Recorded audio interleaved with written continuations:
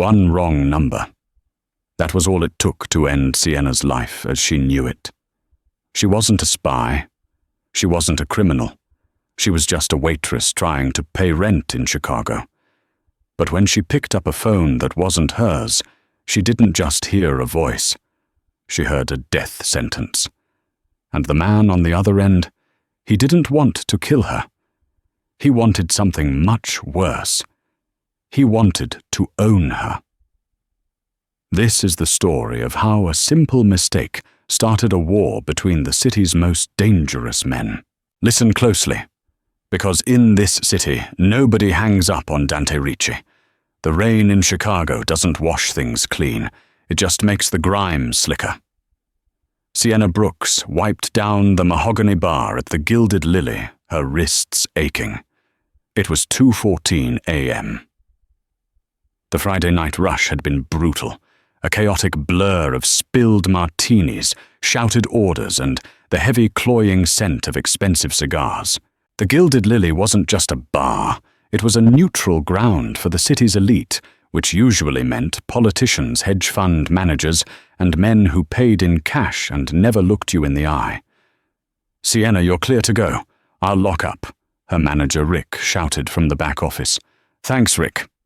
She untied her apron, revealing a stained white blouse. She was exhausted. Her student loans were overdue, her landlord was threatening eviction, and her tips tonight barely covered her grocery bill.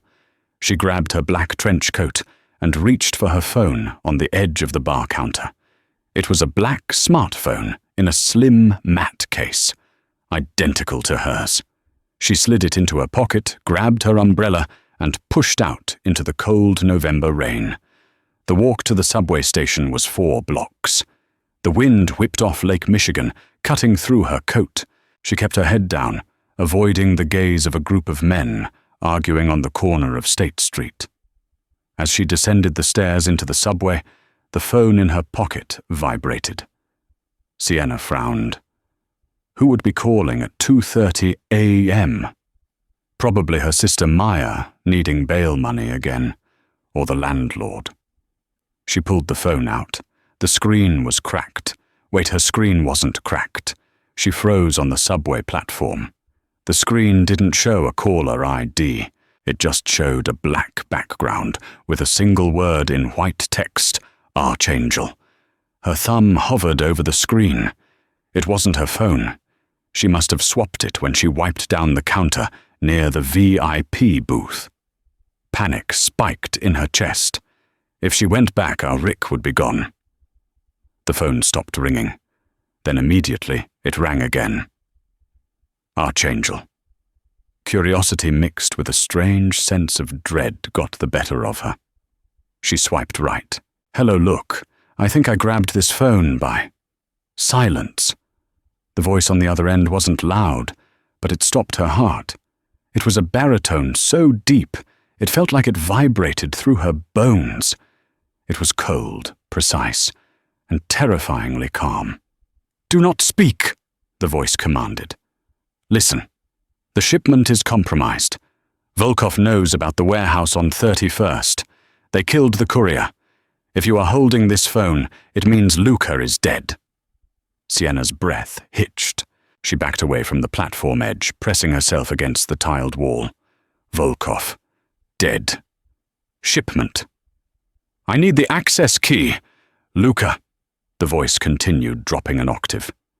"If you don't give me the code in 10 seconds, I detonate the car you're sitting in." "I'm not Luca." Sienna screamed the words, tearing out of her throat before she could stop them. "I'm not Luca. I'm a waitress. I took the wrong phone." There was a silence on the other end, a silence so heavy it felt like the air pressure in the subway station had dropped. "A waitress," the man repeated. He didn't sound relieved. He sounded intrigued and lethal. "Where are you?" I'm at the subway. Please, I'll return the phone. I didn't hear anything." "You heard enough," the man said. "What is your name?" Sienna trembled. She looked around. The station was empty, except for a homeless man sleeping on a bench. "I'm hanging up." "If you hang up, you die," the voice said. It wasn't a threat. It was a statement of fact, like saying the sky is blue. "The GPS in that device is active. I see you. State Street Station. Southbound platform." Sienna dropped the phone as if it burned her hand. It clattered onto the concrete. "Pick it up," the voice commanded from the floor. She whined, tears stinging her eyes, and slowly crouched down to pick it up. "Please, I just want to go home." "You have something of mine," the man said. "And now you know my business. There are only 2 ways this ends, little waitress. I send a cleaner to put a bullet in your head and retrieve the phone." Sienna suppressed a sob. "Or—" He paused, the sound of a heavy lighter clicking open audible over the line. "You do exactly what I say." "What do you want?" she whispered.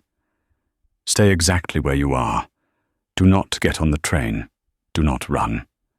If you move, my men will intercept you, and they are not as patient as I am." "Who are you?" "Dante," he said. Dante Ricci. Sienna's blood ran cold. Everyone in Chicago knew the name. The Ricci family ran the unions, the docks, and half the politicians. They were the syndicate, and Dante Ricci was the head of the snake, the capo dei capi. "Now," Dante said, his voice dropping to a terrifyingly intimate whisper, "from now on you're mine." The line went dead. Sienna stood paralyzed on the platform. The rumble of an approaching train vibrated beneath her feet. Get on, her brain screamed. Get on and run. But run where? If Dante Ricci had GPS on the phone, he knew where she lived. If she ran, she'd lead him straight to Maya. The train roared into the station doors, hissing open. A few tired commuters stepped off. Sienna stared at the open doors. Freedom. Or death. "Ms. Brooks!" She spun around. 2 men stood at the bottom of the stairs. They didn't look like street thugs. They wore tailored charcoal suits that cost more than her annual salary. The one who spoke was massive, with a scar running through his left eyebrows and a neck as thick as a tree trunk. "We have a car waiting," the giant said. He gestured to the stairs. "How do you know my name?" Sienna asked, her voice shaking. "ID badge sticking out of your purse," the man noted dryly. "The boss is waiting. You don't want to keep him waiting." Sienna looked at the train doors as they beeped and slid shut. The train pulled away, taking her last chance of escape with it. She gripped the stolen phone tight and nodded. They escorted her up to the street level. A matte black SUV with tinted windows was idling at the curb, immune to the parking laws. The giant opened the back door. Inside, the air smelled of leather and expensive cologne, sandalwood, and something sharper like gunpowder. Sitting in the shadows of the back seat was a man. He was younger than she expected, perhaps 32. He wore a black dress shirt with the top button undone, revealing a glimpse of a tattoo on his collarbone. His face was angular, carved from marble, with a jawline sharp enough to cut glass. But it was his eyes that terrified her. They were grey, storm cloud grey, and devoid of any warmth. He held out a hand. Palm up. Expectant. Sienna sat on the edge of the leather seat, the door closing behind her, with a heavy thud that sealed her inside. She placed the phone in his hand. Dante Ricci didn't look at the phone. He looked at her. He studied her face, her frayed coat, her trembling hands. "Sienna." He tested the name. "You have bad luck, Sienna." "I didn't mean to," she said. "It looked like mine. And yet you answered." He slipped the phone into his jacket pocket. "Do you know what you interrupted a confirmation of a hit? Archangel is the code for a localized assassination." Sienna pressed her back against the door. "I won't tell anyone. I swear." Dante laughed softly. It was a dark, dry sound. "Of course you won't. Because if you do, the Volkovs will find you. You see that phone call was traced by them too. As soon as you answered, you pinged a tower. Nikolai Volkov knows someone answered Luca's phone. He thinks you are an associate. He thinks you know where the shipment is. So tell him I'm not. Nikolai doesn't ask questions. He burns houses down with people inside them, Dante said calmly. He tapped the partition between the front and back seats. The car began to move, gliding smoothly into the Chicago traffic. Where are you taking me? Somewhere safe, Dante said. He turned his gaze out the window, watching the city blur by. You are a loose end, Sienna. Usually I cut loose ends. He turned back to her, his grey eyes locking onto hers. The intensity made her breath catch. But I am short on staff tonight. Luca is dead. And you? You have a voice that sounds innocent, convincing. I am innocent, she snapped. Dante raised an eyebrow. Good. Then you'll be perfect for what I need. I'm not doing anything illegal. Dante leaned in close. The scent of sandalwood enveloped her. He was dangerously handsome in a way that set off alarm bells in her reptilian brain. He reached out and tucked a strand of her wet hair behind her ear. His fingers were warm, his touch surprisingly gentle, contrasting with the violence of his words. You answered the call, Sienna. You entered the game. There is no sideline anymore. You are either under my protection or you are Volkov's prey. And trust me, you would rather be my prisoner than his guest. Prisoner. Guest, he corrected, a smirk playing on his lips. For now. The car turned off the highway and headed toward the Gold Coast, the wealthiest neighborhood in Chicago. They pulled up to a private underground garage of a massive glass penthouse tower overlooking the lake. Welcome home, Dante said. This isn't my home. It is now. The elevator ride was silent. When the doors opened, they revealed a penthouse that spanned the entire floor. Floor-to-ceiling windows showcased the Chicago skyline, a glittering sea of lights. The furniture was modern, stark, and expensive. It felt cold. Alessio, Dante commanded the giant who had followed them up. Watch the door. No one in or out. Yes, boss. Dante took off his jacket and threw it onto a white sofa. He walked to a wet bar and poured 2 glasses of amber liquid. He held one out to Sienna. Drink. You're shaking. I don't want your drink. It's bourbon. It helps. He placed it on the table near her. Tomorrow we have work to do. Volkov will be tracking that phone signal to the subway. When he finds nothing, he will start looking for the woman who was on the platform. The cameras will show you. Sienna felt faint. You said you'd protect me. I said you're mine, Dante corrected. He took a sip of his drink, his eyes scanning her body in a way that made her feel exposed, yet strangely electrified. That means no one touches you but me. But protection has a price. What price? Dante walked over to her, towering over her small frame. He leaned down, his lips brushing her ear. You're going to be my fiancé. Sienna pulled back, eyes wide. What? Volkov respects family ties. He won't strike at the Ricci Dons intended without a declaration of war. It's the only way to keep you alive while I hunt him down. You're insane. I'm a waitress. No one will believe I'm marrying the head of the Chicago Mafia. They will, Dante said, his voice dropping to a growl.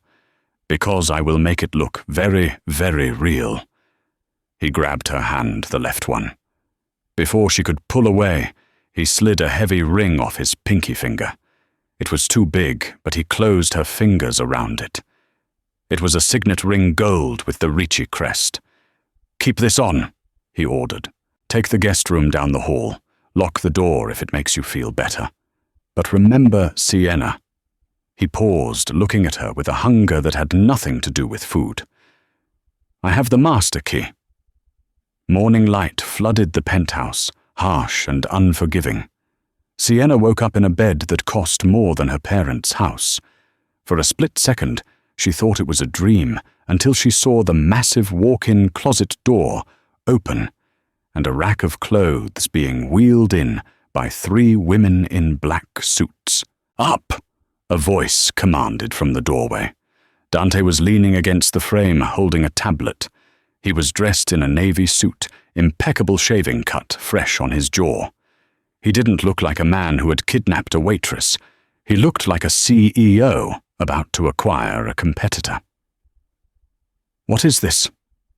Sienna sat up, clutching the silk sheets to her chest.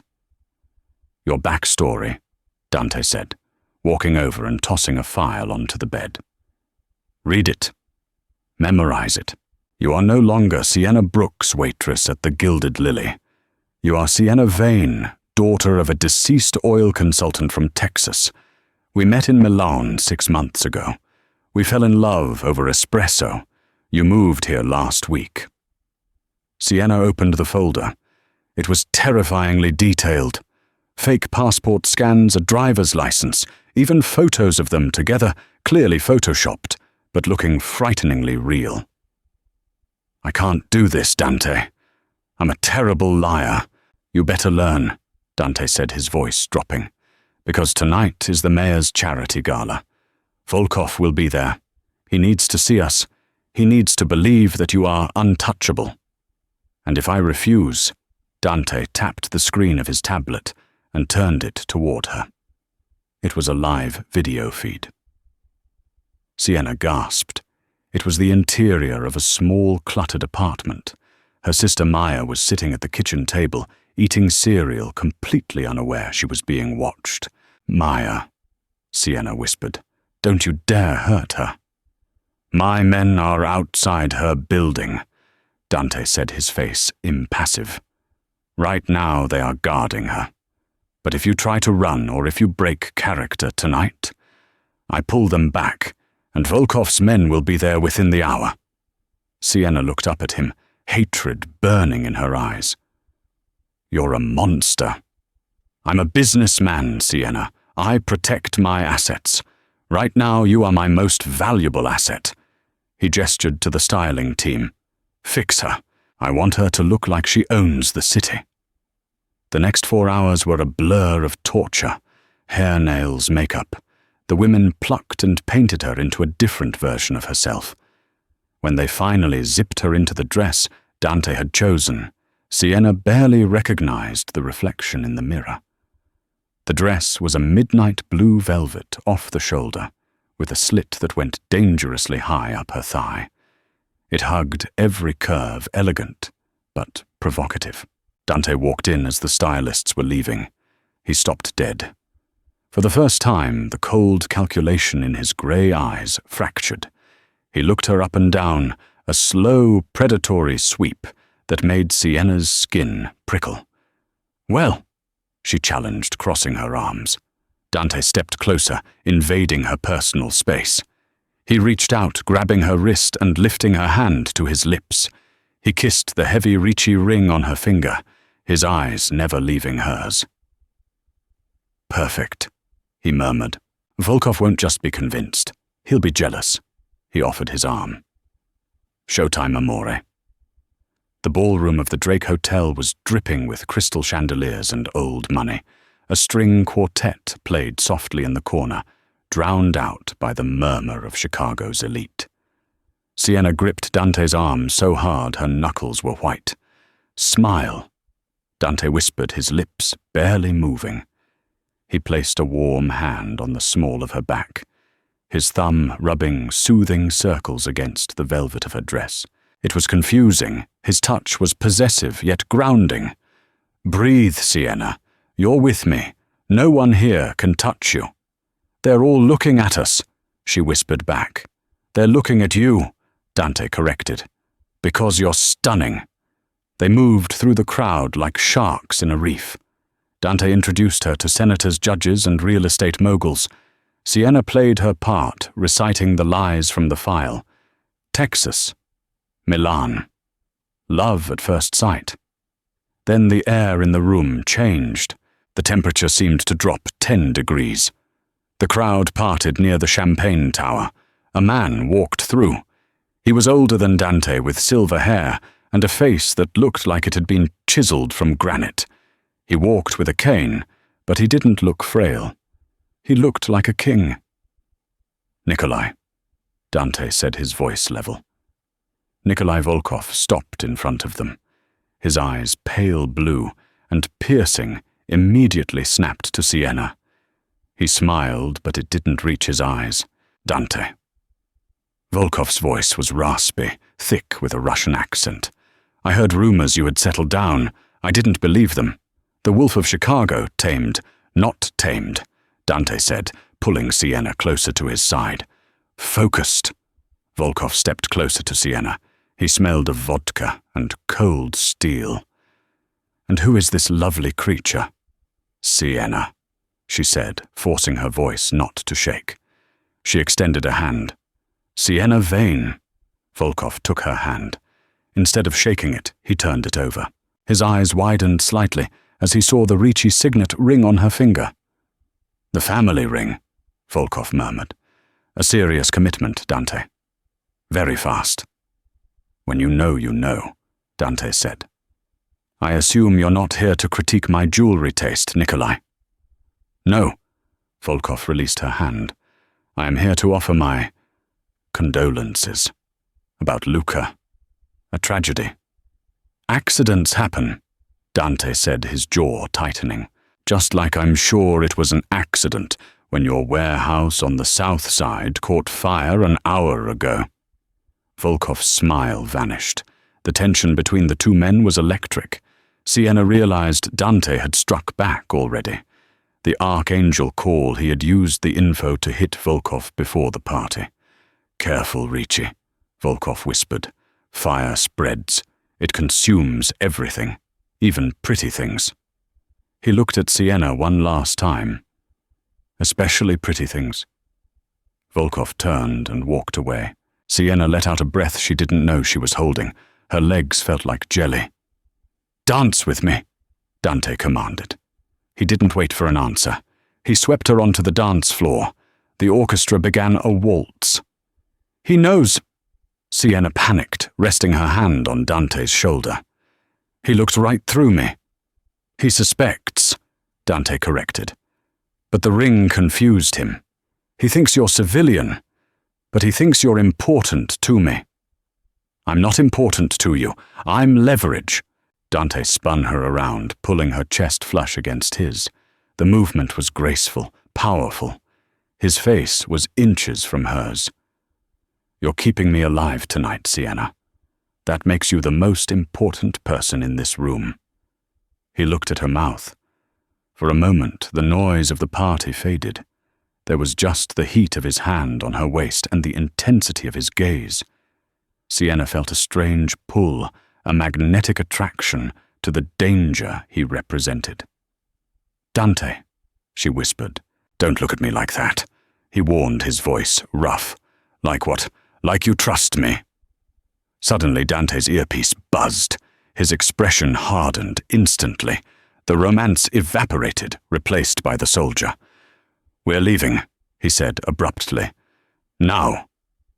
Dante didn't wait for the valet. His security team had the SUV running at the side exit. Alessio the giant from the subway opened the door. "Boss, we have 2 bogies, black sedans. No plates," Alessio said, sliding into the driver's seat. "Volkov didn't take the warehouse fire well," Dante muttered. He shoved Sienna into the back seat and climbed in after her. "Head down, stay low." "What's happening?" Sienna asked, panic rising. "Seatbelt," Dante barked. The SUV screeched out of the alleyway. Immediately tires squealed behind them. Sienna twisted to look out the rear window. 2 cars were chasing them, weaving through the late-night traffic. Pop, pop, pop. The back windshield shattered. Sienna screamed, covering her head. "Get down." Dante threw his body over hers, shielding her with his heavy frame. The car swerved violently. Alessio was driving like a madman, running red lights, drifting around corners. "They're trying to box us in," Alessio shouted. "Take the Wacker Drive lower level," Dante ordered. He pulled a handgun from a holster beneath his jacket. He didn't look scared. He looked focused. "Sienna, listen to me.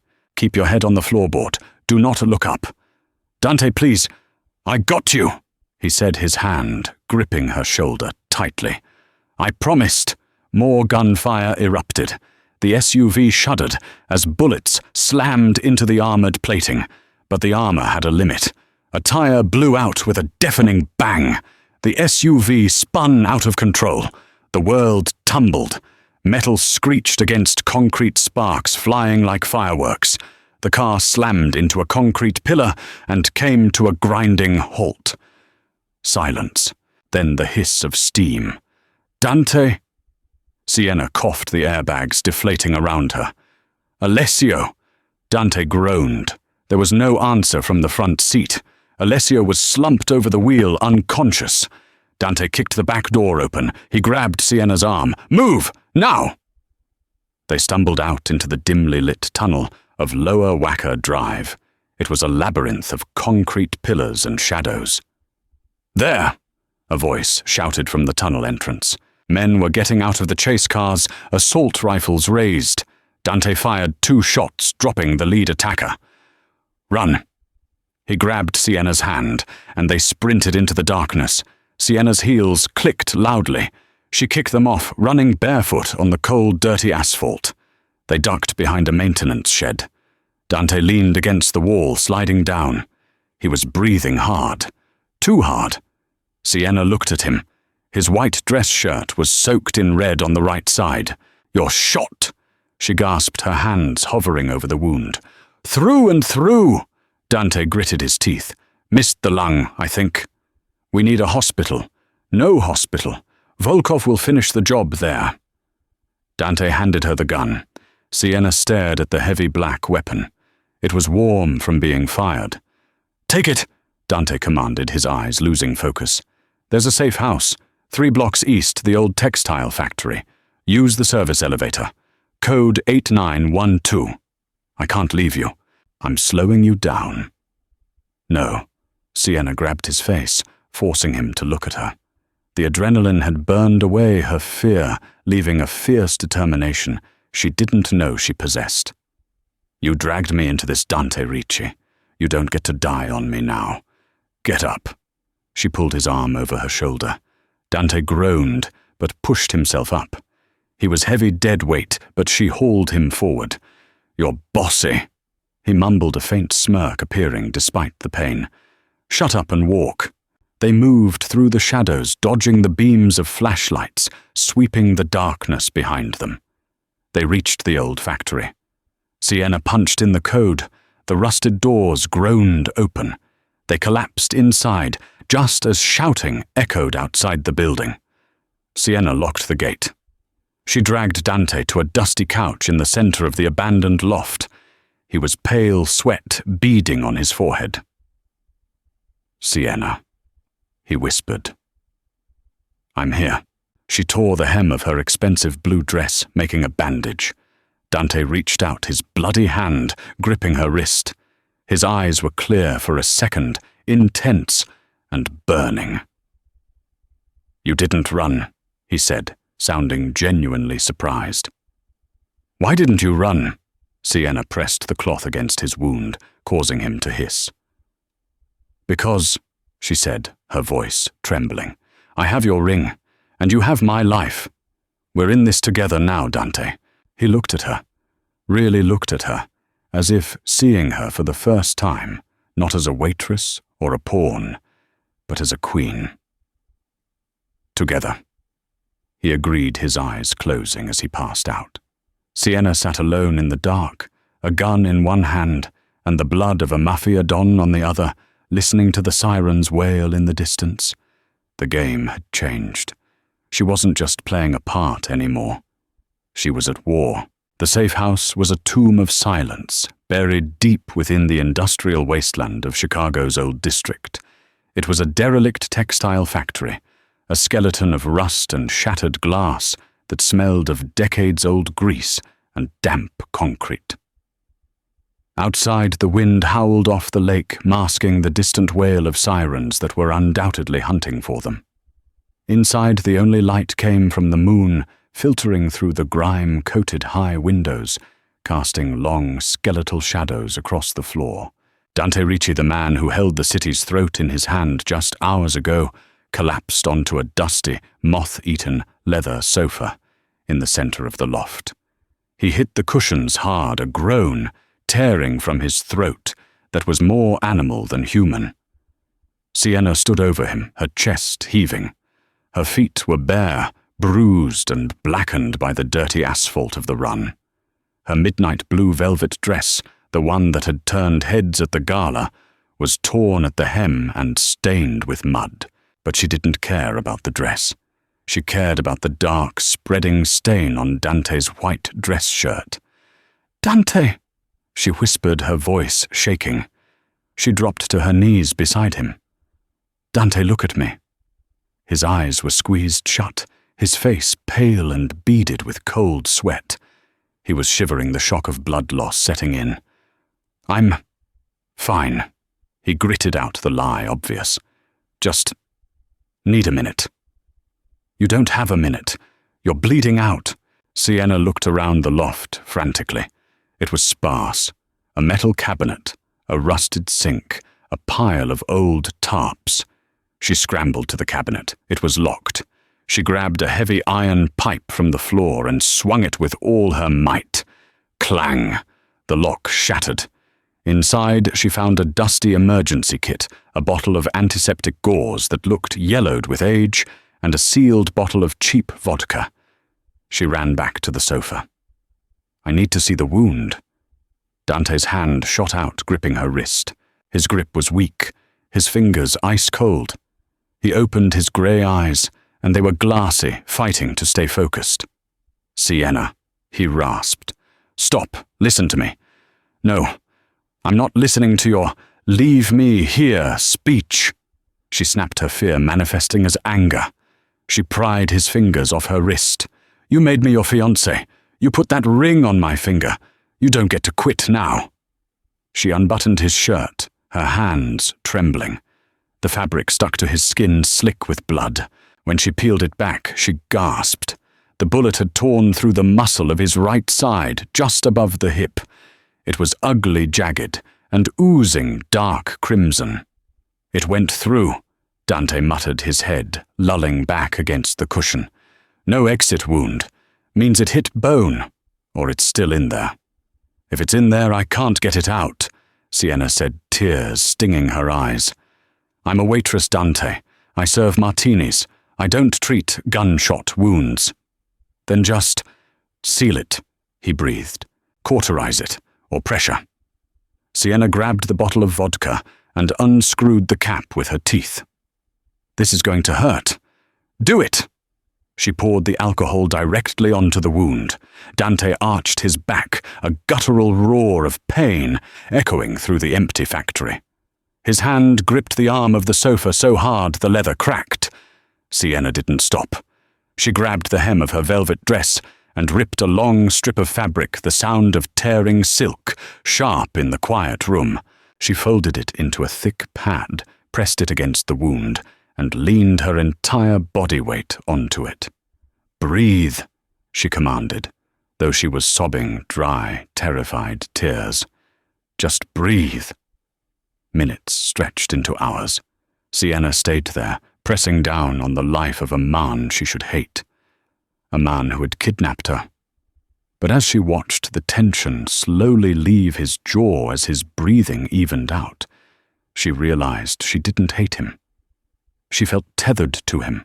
The adrenaline of the night had forged a bond that didn't make sense, but felt unbreakable. Around 4 a.m., the bleeding slowed. Dante had passed out from the pain, his breathing shallow. Sienna sat on the floor, her back against the sofa, the heavy gun Dante had given her resting on her lap. She kept watch eyes scanning the shadows, ears straining for the sound of boots on gravel. She must have dozed off because the next thing she knew, a hand was brushing hair from her face. Sienna jerked awake, reaching for the gun. "Easy." Dante's voice was low, rough like gravel.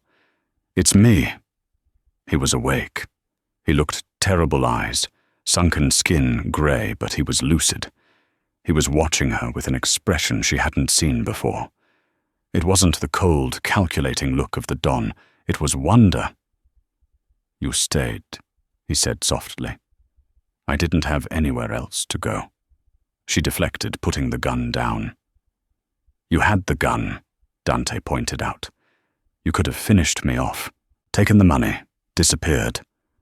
No one would have blamed you." Sienna turned to look at him. "Is that what you would have done?" Dante was silent for a long moment. "Yes," he admitted. "In my world, survival is the only law. Loyalty is bought, not given." "Well, in my world," Sienna said, "you don't leave people behind." Dante shifted, wincing, but managed to push himself into a sitting position. He reached out his hand, trembling slightly, and cupped her face. His thumb traced the smudge of dirt on her cheekbone. The contact sent a jolt of electricity through her, warmer than the bourbon he had forced on her the night before. "You are a paradox, Sienna Brooks," he murmured. "You tremble like a leaf, but you have the heart of a lion." He leaned in. Sienna didn't pull away. She leaned forward to meet him. The kiss wasn't gentle. It tasted of vodka blood and desperation. It was a collision of two people standing on the edge of a cliff. Dante kissed her as if she was the air he needed to breathe, his hand tangling in her hair, pulling her closer, needing to feel that he was still alive, that she was still there. Sienna responded with equal force, her hands clutching his shoulders, careful of his wound, but needing to anchor herself to him. For a moment, the war outside didn't exist. There was only the heat of his skin and the rough stubble of his jaw against her face. When they finally broke apart, breathless, Dante rested his forehead against hers. "If we get out of this," he started. "We will," she whispered. Dante's eyes hardened. The moment of vulnerability vanished, replaced by the sharp, icy intellect of the capo. He pulled back, his mind already working. "The route," he said suddenly, his voice dropping to a growl. "What?" "The ambush under Wacker Drive." "How did they know?" Dante's eyes darted around the room as he pieced the puzzle together. "I changed the extraction point at the last second. I didn't tell the drivers until we were in the car. Only one other person knew the contingency plan." Sienna felt a chill that had nothing to do with the cold factory. "Who?" Dante reached into his pocket and pulled out a small encrypted black phone. He punched in a code. "Marco. Your friend. The one at the party." "He's not my friend," Dante spat. "He's my underboss, my second in command, and he's been pushing for a peace treaty with Volkov for a year. He said I was bad for business. Too much pride. Too much war." Dante showed her the screen. It was a tracking app. All of his men's locations were visible. One signal, Marco's, was stationary, at the Chicago shipyards. "He's at the docks," Dante said, his voice lethal. "At Volkov's private shipping terminal. That's where they planned to dump my body." "So what does that mean?" Sienna asked. "It means Marco thinks I'm dead. He thinks the hit under the tunnel was successful. By noon today, he will be signing over the Ricci territory to Volkov to secure the peace. He will sell out my men, my family, and my city." Dante tried to stand up. His legs buckled. Sienna caught him bracing his weight against her small frame. "You can't fight them, Dante. You can barely stand." "I don't need to stand to pull a trigger," he snarled, though he leaned heavily on her. "But I can't get close enough. If I show my face, they'll start shooting before I can get within range. They'll be expecting a ghost." He looked at Sienna. His gaze traveled over her torn dress, her messy hair, and finally settled on her determined eyes. A plan formed in his mind, a dangerous, desperate plan. "They won't be expecting a widow," he said softly. Sienna stiffened. "What are you saying?" "Volkov wants the keys to the kingdom. He wants the access codes to the offshore accounts, the union ledgers. That's the only reason he hasn't burned the whole city down yet. He needs the money. Dante walked, stumbled over to a pile of discarded workers' clothes in the corner. He found a heavy, grease-stained canvas jacket and tossed it to her. Put this on. You're going to walk right into the lion's den, Sienna. You want me to surrender? No, I want you to be the bait. Dante grabbed the assault rifle he had managed to salvage from the crash. He checked the magazine. You're going to walk in there and tell them I died. You're going to tell them you stole the encryption keys. You're going to offer them a trade, the money for your freedom. They'll kill me. They won't. Not until they have the codes. Greed will make them pause. And that pause... Dante looked at her, his eyes burning with a terrifying intensity. That pause is all I need to take their heads off. Sienna stared at him. It was suicide. It was madness. But then she thought of the way Volkov had looked at her at the gala, like she was meat. She thought of the fear she had lived in for the last 24 hours. And she realized she was done being afraid. She picked up the heavy jacket and shrugged it on. It swallowed her frame, smelling of oil and smoke. She looked at Dante. If I do this, she said, her voice steady, I'm not doing it for the Ricci family. I'm doing it for us. Dante stepped close to her. He reached into his pocket and pulled out the heavy gold signet ring he had taken back earlier. He held it up. When this is over, he promised, you put this back on, and you never take it off. Let's survive first, Sienna said. Dante nodded. He checked his watch. Dawn is breaking. We have 3 hours to get to the shipyard and set up the kill zone. Can you move?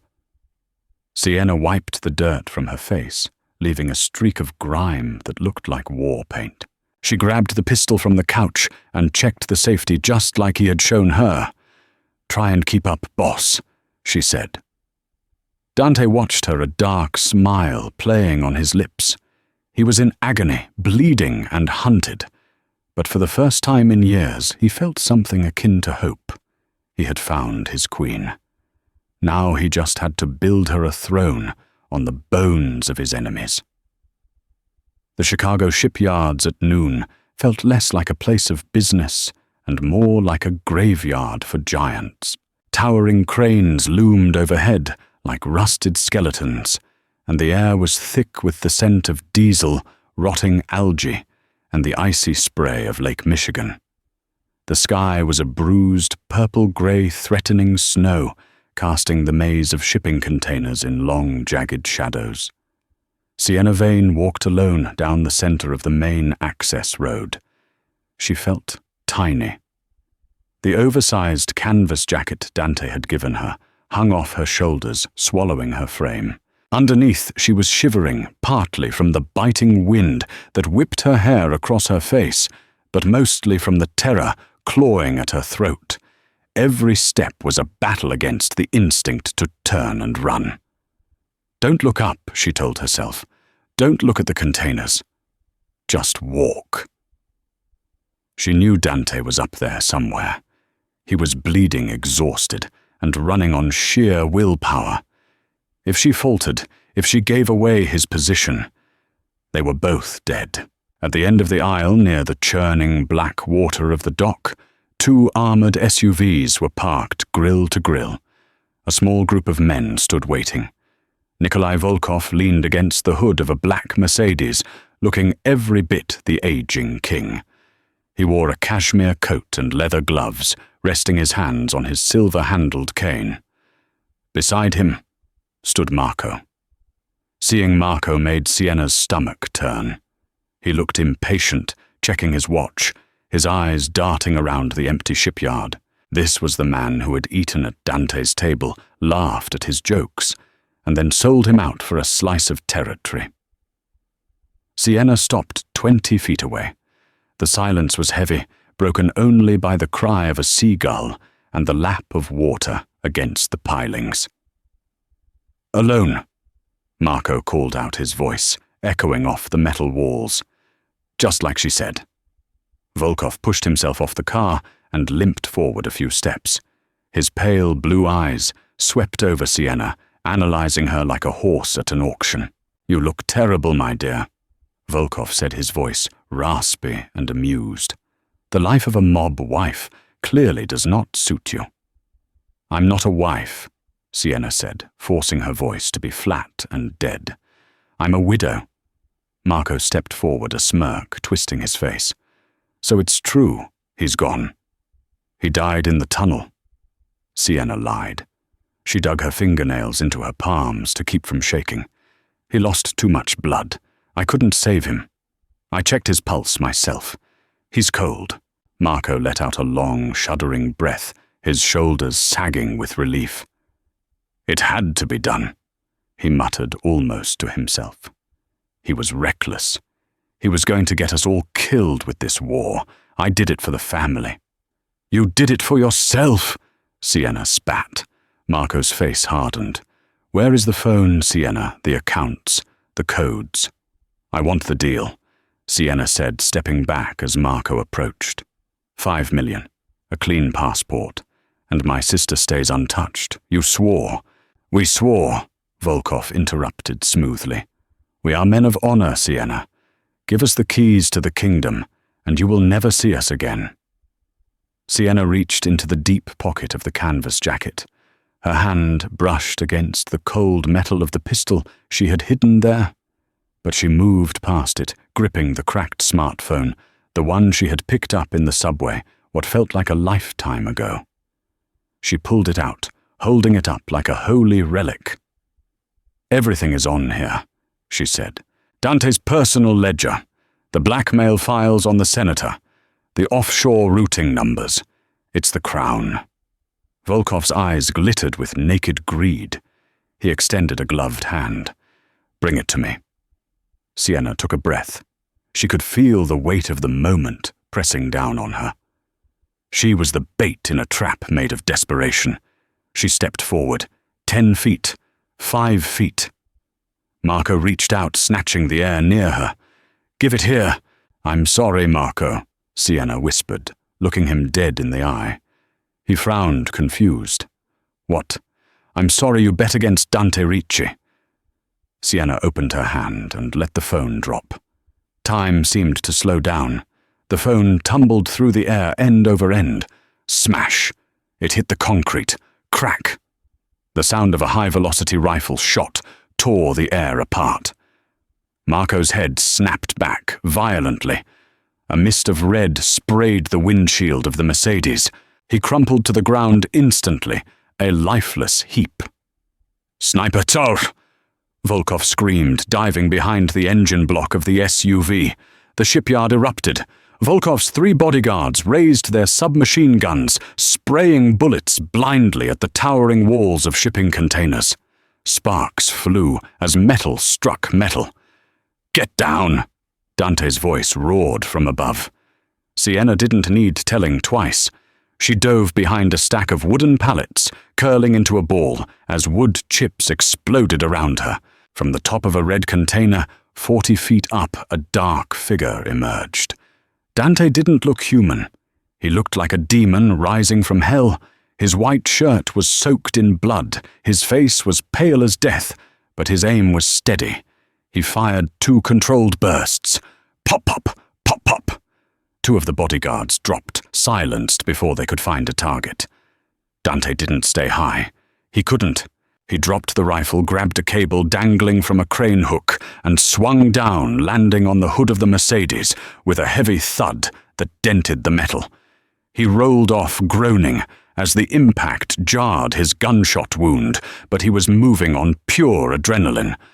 The last bodyguard rounded the car. Dante was faster.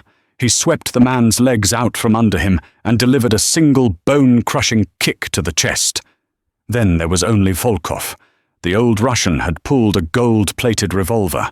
He popped up from behind the trunk, firing wildly. A bullet grazed Dante's arm, but Dante didn't even flinch. He lunged forward, tackling Volkov into the dirt. The 2 men, the old king and the wounded wolf, struggled in the mud. Volkov was strong for his age, fueled by panic, But Dante was fueled by something colder vengeance. Dante knocked the gun from Volkov's hand. He grabbed the old man by the lapels of his cashmere coat and slammed him against the tire of the SUV. "I told you!" Dante hissed, his face inches from Volkov's. "I am hard to kill." "Dante, wait." Volkov sputtered, blood leaking from his nose. "We can share half the city. I'll give you the roots. I'll give you everything." "You threatened her," Dante growled, tightening his grip on Volkov's throat. "You sent men to her sister's house. You tried to burn my world down." Dante reached to his belt and drew a long, serrated combat knife. "Business is business, Dante," Volkov choked out. "This isn't business," Dante said, his voice dropping to a whisper that carried over the wind. "This is personal." Dante looked up. Sienna was standing now, peering over the edge of the pallets. She held the pistol in her hand, but she hadn't fired. She was watching him. Her eyes were wide, but they weren't fearful. They were accepting. "Do it," she said softly. Dante looked back at Volkov. "The Queen has spoken." He drove the knife down. It was over. The silence that rushed back into the shipyard was deafening. The wind howled, flapping the open coat of the dead man on the ground. Dante stood up slowly. He swayed his hand, going to his side, where the fresh blood was seeping through his bandage. He wiped the blade on his pants and dropped it. He walked toward Sienna. She met him halfway. She didn't ask if he was okay. She could see he wasn't. She didn't ask if it was over. She knew it was. "You're alive," she breathed, reaching out to steady him. "Only because of you," Dante said. His voice was wrecked, exhausted. He looked at the carnage around them, the bodies, the bullet holes, the end of the war. Then he looked at her. "You walked into the fire for me, Sienna. No one has ever done that. Not Marco. Not anyone." "I told you," she said, a small, tired smile touching her lips. "I'm not leaving." Dante reached into his pocket. His hand came out with the heavy gold signet ring, the Ricci family crest, the ring he had forced onto her finger in the car, and the ring she had worn through the gunfire. He took her left hand. His touch was warm, bloody, and incredibly gentle. "The first time I gave you this, I did it to use you," Dante said, looking deep into her eyes. "I made you a prisoner." He slid the ring onto her finger. It felt heavy. It felt permanent. "Now I'm asking you," he whispered. "Be my partner. Be my equal. Be my wife. Not for the cameras. Not for Volkov. For me." Sienna looked at the ring gleaming dully in the grey light. She looked at the man who had turned her life upside down, the man who had just killed for her. She saw the darkness in him, yes, but she also saw the fierce, unyielding loyalty that lay beneath it. She curled her fingers, locking the ring in place. "Okay," she whispered. Dante let out a breath he seemed to have been holding for days. He pulled her into his arms, burying his face in the crook of her neck, inhaling the scent of her hair mixed with the gunpowder and rain. "But Dante," she murmured against his chest. "Yeah, I'm serious about not sleeping in the guest room." Dante pulled back, a genuine boyish grin breaking through the blood and grime on his face. "Deal." As the distant wail of police sirens began to rise, sirens that Dante's lawyers would handle before the officers even stepped out of their cars, Sienna Ricci stood amidst the wreckage. She wasn't a waitress anymore. She wasn't a victim. She was the queen of the syndicate, and God help anyone who tried to take her king. And just like that, the waitress became the queen. Sienna learned that in a city built on lies, the only thing you can trust is the person who would burn the world down to save you. She answered the wrong call, but she found the right man. Now I have a burning question for you. If you were Sienna standing in that subway station, would you have picked up the phone, Or would you have walked away and lived a normal life? Let me know your choice in the comments below. I read every single one. If you enjoyed this twisted tale of mafia romance and survival, please hit that like button. It really supports the channel. And don't forget to subscribe and ring the bell so you never miss the next story. Until next time, be careful who you answer to.